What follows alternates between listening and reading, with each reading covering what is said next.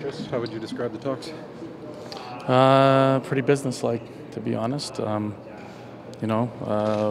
Both sides do their talking, and pretty simple. And I thought it was good. How worried are you about the NHL possibly locking you guys out this fall?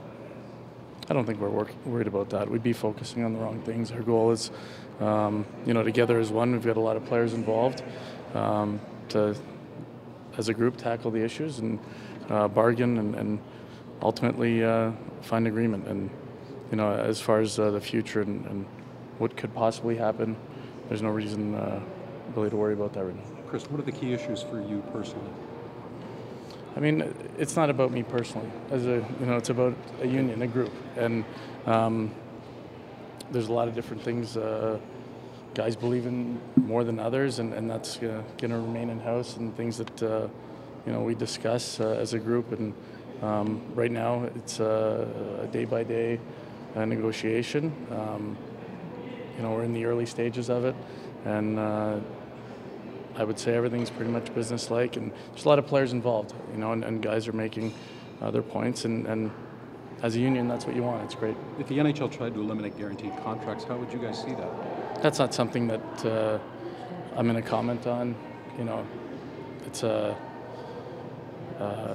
asking me to make an answer on something that there's no reason to talk about it. So right now. Chris, you're an unrestricted free agent. The business, the first few weeks of free agency seems to have been pretty good. What's your? Yeah, I'm an unrestricted free agent still.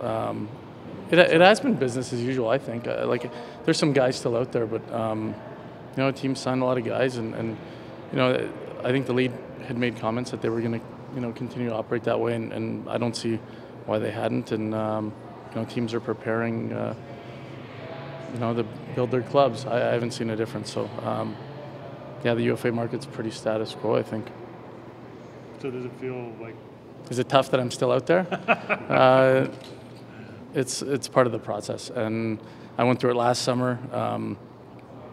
Signing with Montreal in September, it's not something that you like to go through, but it's the reality of the business of the game, which is has its good points, ups and downs, and bad ones. So I'll take it as it goes, and right now for me, I'm just focusing on being in the best possible shape I can be in, and wherever I end up, I'll be ready.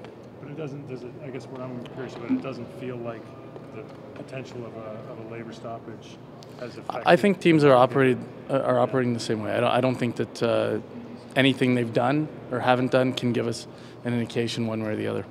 Some teams are spending $200 million on 2 players. And that's good for the players that got the contracts. It goes good for those guys. They're great players. They've earned it, and it's a good opportunity. And Minnesota saw an opportunity to add 2 key guys, that could change the way their franchise is going. So why not? What does it say about their argument they don't have the money to pay you guys? That's your assumption that they're arguing that way, and that's as far as I'm going to go with that. Thanks, Chris. Yeah.